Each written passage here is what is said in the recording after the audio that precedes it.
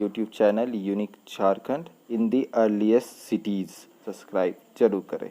साथ ही दिए गए बेल आइकन को भी दबाएं। नाम जसपाल हरप्रीत जय सीतादल है हरप्पा, जो कि आप मैप धोलावीरा आप मैप में देखिए कि वो रवि से कालीबंगा के नाम से जाना जाता है। अगला टॉपिक है फीचर्स ऑफ अर्लीस्ट सिटीज़ है reason for the end of early cities. बहुत सारे स्कॉलर्स और archaeologist India Egypt in Egypt. Hello guys, welcome to my YouTube channel unique Jharkhand. मैं इस वीडियो का सीरीज़ में NCERT 6 to 12 पढ़ाऊँगा। आपने चैप्टर 3 का रिकैप देखा, ये वीडियो चैप्टर 4 पर है। मैं चाहूँगा कि आप चैप्टर 4 का वीडियो देखने से पहले चैप्टर 3 ज़रूर देखें। मैं लिंक डिस्क्रिप्शन में दे दूँगा चैप्टर 2 का और चैप्टर 3 का, और साथ ही आई कार्ड में भी। उससे पहले मैं आप लोगों को रिक्वेस्ट करूँगा कि मेरे वीडियो को और चैनल को लाइक और सब्सक्राइब जरूर करें। साथ ही दिए गए बेल आइकन को भी दबाएं। उससे पहले मैं एक ख़ास बात आप लोगों को ज़रूर शेयर करूँगा कि मेरे चैनल का 1000 सब्सक्राइबर पूरे हो चुके हैं। उसके लिए आपको तहे दिल से शुक्रिया अदा करता हूँ। Thank you so much. और साथ ही अपना प्यार और सपोर्ट बनाए रखिएगा। तो चलिए शुरुआत करते हैं chapter number 4, what books and burial tell us. इसमें एक स्टूडेंट मैरी नाम है जिसका, वो अपने टीचर और दोस्तों के साथ लाइब्रेरी जाने वाली है और बहुत ही खुश है। और वहाँ जाकर इसके मन में एक सवाल उठता है। चलिए जानते हैं उसके मन में क्या सवाल आता है। स्टार्ट करते हैं रीडिंग डालना। Mary in the library as the bell rang the teacher asked the student to follow him because they were going to the library for the first time. When Mary stepped inside, she found that the library was much larger than their classroom, and there were so many shelves, all full of books. In one corner was a cupboard filled with large old volumes. Seeing her trying to open the cupboard, the teacher said, "That cupboard has very special books on different religions. Did you know that we have a set of Vedas?" What are the Vedas? Mary wondered. Let us find out. तो Mary library जाती है, वहाँ पे बहुत सारे book को देख कर के एक शेल्फ्स के पास जाती है जहाँ पे बहुत सारे ओल्ड वॉल्यूम रखे रहते हैं। उसे मैरी निकालने का कोशिश करती है, तभी टीचर बोलती है कि वह जो शेल्फ्स है वहाँ पे बहुत सारे डिफरेंट रिलीजन का बुक रखा हुआ है। आप लोग क्या जानते हो वेदास क्या है? तो यही सवाल जब मैम पूछती है तो मैरी के मन में उठता है कि सही में वेदास क्या है, मुझे तो नहीं पता, चलिए जानते हैं। तो वेदास जो हैं वो 4 हैं, ऋग्वेद, सामवेद, यजुर्वेद और अथर्ववेद। इन 4 में से ऋग्वेद सबसे ओल्डेस्ट बुक है, वेद है। तो चलिए हम लोग जानते हैं ओल्डेस्ट बुक द ऋग्वेद को डिटेल्स में। Rigveda is the oldest Vedas in the mankind history. It consists of 1000 hymns in praise of God and goddesses. These hymns are called Sukta and well said. 3 gods are most important. Agni, the fire god. Indra, the warrior god. Soma, a plant from which a special juice is prepared. Rigveda जो है वो सबसे oldest, सबसे पुराना वेद है, पुराना book है हमारे हिस्ट्री में, ठीक है। और इस ऋग्वेद में हेम्स लिखे गए, श्लोक लिखे गए हैं जो कि 1000 हैं। और ये in the praise of God means भगवान के श्रद्धा पर लिखे गए हैं और भगवान का पूजा करने के लिए लिखे गए हैं। और ये जो हेम्स है उन्हें हम लोग हिंदी में सुक्ता कहते हैं और इंग्लिश में वेल सेड कहते हैं। ऋग्वेद में 3 इम्पॉर्टेंट गॉड के नाम बताए गए हैं, एक अग्निदेव, दूसरा इंद्रदेव और एक प्लांट है सोमा जिससे हम लोग जूस प्रिपेयर करते हैं। दूसरा टॉपिक है फैमिली ऑफ लैंग्वेज। हम लोगों ने ऋग्वेद को डिटेल्स में जान लिया है, अब फैमिली ऑफ लैंग्वेज के बारे में जानते हैं। फैमिली ऑफ लैंग्वेज 4 हैं। पहला है इंडो यूरोपियन, दूसरा द्रविडियन लैंग्वेज, तीसरा है तिब्बतो बर्मन और चौथा है Austro Asiatic. Indo European language में कौन कौन से लैंग्वेज आते हैं, वो हैं संस्कृत, हिंदी, गुजराती, कश्मीरी, असामी एंड सिंधी। ये सारे लैंग्वेज इंडो यूरोपियन लैंग्वेज में आते हैं। द्रविडियन लैंग्वेज में आते हैं तमिल, तेलुगु, कन्नड़, मलयालम। ये सभी लैंग्वेज, फैमिली ऑफ ग्रुप का नाम जो है वो द्रविडियन लैंग्वेज है। तीसरा है ग्रुप जो है वो है Tibeto Burman, language spoken in north west region. Tibeto Burman जो फैमिली का लैंग्वेज ग्रुप है उसमें नॉर्थ वेस्ट रीजन में जो लैंग्वेज बोले जाते हैं वो तिब्बतो बर्मन में आता है। चौथा है ऑस्ट्रो एशियाटिक। ऑस्ट्रो एशियाटिक में जो लैंग्वेज बोले जाते हैं वो झारखंड और सेंट्रल इंडिया में बोला जाता है और अदर पार्ट्स ऑफ इंडिया में बोला जाता है। 2 groups of people during Rigveda. Rigveda के समय 2 ग्रुप में पीपल को डिवाइड किया गया था। पहला किया गया था वर्क के बेसिस पे, मीन्स कर्म के बेसिस पर, और दूसरा किया गया था कम्युनिटी के बेसिस पर। तो चलिए हम लोग पहला जान लेते हैं on the basis of work. इसमें ब्राह्मण और राजा में डिवाइड किया गया था। तो ब्राह्मण कौन थे? Brahmins, these were the people who perform rituals. जो लोग पूजा करवाया करते थे, सेक्रीफाइसेस परफॉर्म करवाया करते थे, उन्हें ब्राह्मण्स कहा जाता था। दूसरा यहाँ है the Raja.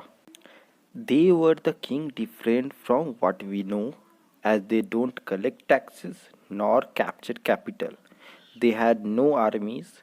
These kings were different from the king of Delhi Sultanate or Gupta period. There was no hereditary system. तो जो ऋग्वेद में जो राजा हुआ करते थे वो लोग गुप्ता एम्पायर और दिल्ली सल्तनत से अलग राजा हुआ करते थे। क्यों? क्योंकि ये लोग टैक्स नहीं कलेक्ट करते थे, ना ही कोई राज्य को कैप्चर करते थे, ना इनका कोई आर्मीज हुआ करता था, और यहाँ पे हेरिडिटरी सिस्टम नहीं चलता था। मतलब कि राजा का बेटा राजा बने ये जरूरी नहीं था। On the basis of community, jan, this word was use to describe people, और vish, this was the another word to describe people. जन और विश को, ग्रुप ऑफ पीपल को डिस्क्राइब करने के लिए ऋग्वेद में यूज किया जाता था। Aryas, these were the group of people who composed hymns. Aryas उन्हें कहा जाता था, आर्य उन्हें कहा जाता था जो ऋग्वेद के हिम्स को कंपोज किया करते थे। Dasas means das, these were the people who were opposite of Aryas. Later on these people were considered slaves. दास वो लोग हुआ करते थे जो लोग बैटल में कैप्चर कर लिए जाते थे और उन्हें बंदी बना लिया जाता था, उन्हें स्लेव्स कहा जाता है। ठीक है, और यही आगे जाकर के दास नाम दिया गया। चलिए अब हम मैप देखेंगे और साथ ही साथ जो साइट के बारे में जानेंगे उसको डिटेल्स में जानेंगे। ठीक है, तो पहला है ब्रह्मगिरी साइट्स। आप देखिए ब्रह्मगिरी साइट्स मैप में कहाँ पर है, मैंने मार्क करके दिखाया है, उसका चलिए डिटेल्स जानते हैं। Here a dead body was found with 33 gold beads, 2 stone beads, 4 copper bangles and 1 conch shell. Other skeleton was found with only few pots. It was found that the dead bodies of the same families were buried together, but obviously not at the same times. तो Brahmagiri sites में एक body पाया गया था जिसमें 33 gold beads पाए गए थे, 2 स्टोन बीड्स पाया गया था और 4 कॉपर बैंगल्स के साथ साथ 1 कॉन्च शेल भी पाया गया था। और दूसरे जो स्केलेटन पाए गए थे वो कुछ क्ले पॉट्स के साथ पाए गए थे। और यह भी पाया गया कि जो बरियल्स, जो डेड बॉडी को बरीड किया जाता था वो एक फैमिली के होते थे। और अलग अलग समय पे होता था, क्योंकि अलग अलग समय पर उनका डेथ होता था, लेकिन एक ही जगह बरीड किया जाता था। दूसरा साइट है इनाम गांव। आप इनाम गांव देख सकते हैं, महाराष्ट्र में रिवर गौद और ट्रिब्यूटरी भीमा के सामने लोकेटेड है। मैंने मार्क करके मैप में आपको दिखाया है। Inamgaon, this site is located near river Ghod, a tributary of Bhima. It was developed nearly 3600 to 2700 years ago. Adults were buried here. The dead body was positioned in north-south direction. The head was placed in north direction. Vessels containing food and water was placed with the dead body.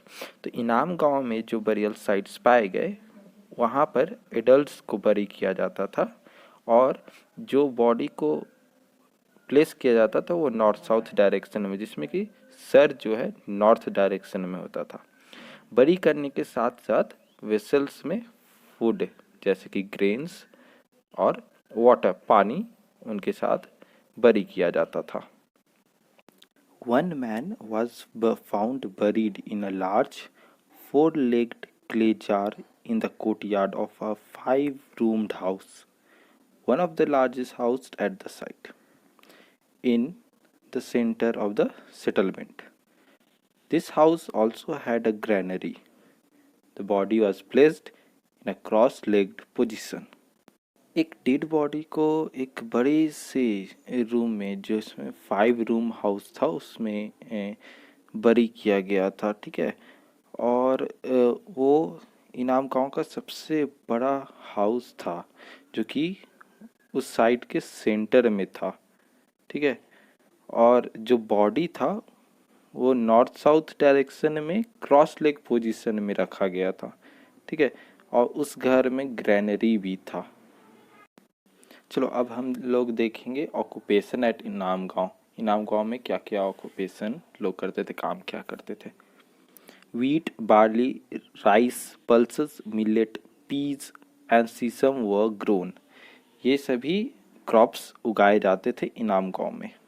Cattle, goat, sheep, dog, horses, ass, pig, sambar, spotted deer, blackbuck, antelope, hare, mongoose, birds, crocodile, turtle, crab and fish were eaten by the people. जो इनाम गांव के लोग थे वो लोग ये सबको मार करके खाया करते थे। Fruits such as bear, amla, jamun, dates were collected by them. और यह सभी प्रकार के फ्रूट्स मीन्स फल वे लोग खाया करते थे। अब चलिए हम लोग डेफिनेशन जान लेते हैं मेगालिथ का। These are the stone boulders erected to mark the burials. It started nearly 3000 years ago. Megaliths क्या है?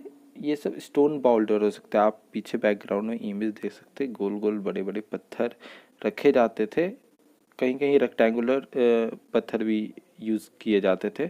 वहाँ पर ये इसलिए रखा जाता था क्योंकि जो बॉडी डेड बॉडी को बरी किया गया है उसको मार्क करने के लिए।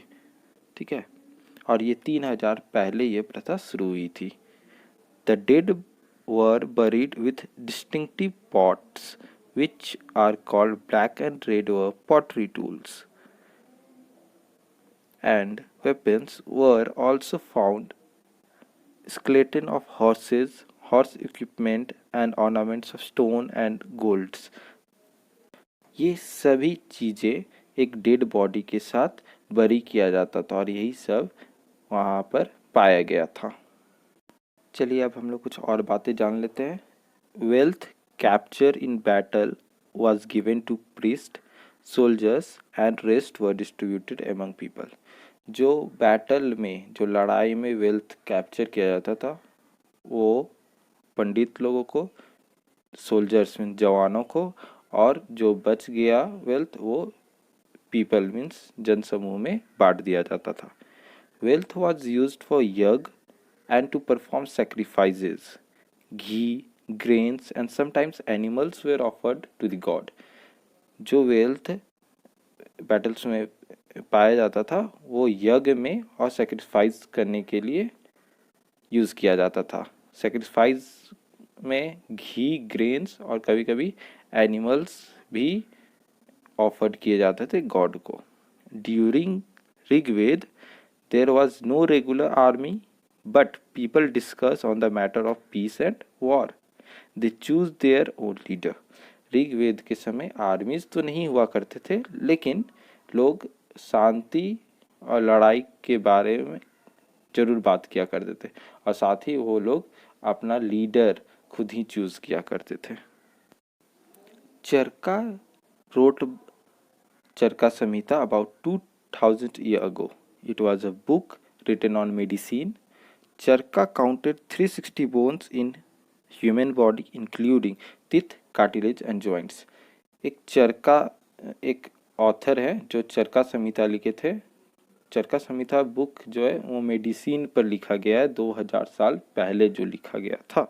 और चरका ने ह्यूमन बॉडी में 360 बोन्स काउंट किए थे, जिसमें कि टीथ, कार्टिलेज और ज्वाइंट्स इंक्लूडेड है। Battles were fought to capture cattle, for land, to grow crops, for water and to capture people. जो ऋग्वेद के समय जो लड़ाइयाँ लड़ी जाती थी वो उसमें कैटल मीन्स जानवरों को कैप्चर करने के लिए किया जाता था, लैंड कैप्चर किया जाता ताकि क्रॉप्स ग्रो कर सके, और वाटर मीन्स पानी, और लोगों को कैप्चर किया जाता था। अब चलिए हम लोग जानते कि इंडिया से बाहर क्या हुआ था, आउटसाइड इंडिया। हम लोग इस वीडियो में चाइना के बारे में जानेंगे। Oracle bones were used to predict future by the priest. It was used to predict whether king will win the battle or not, whether son will born or daughter.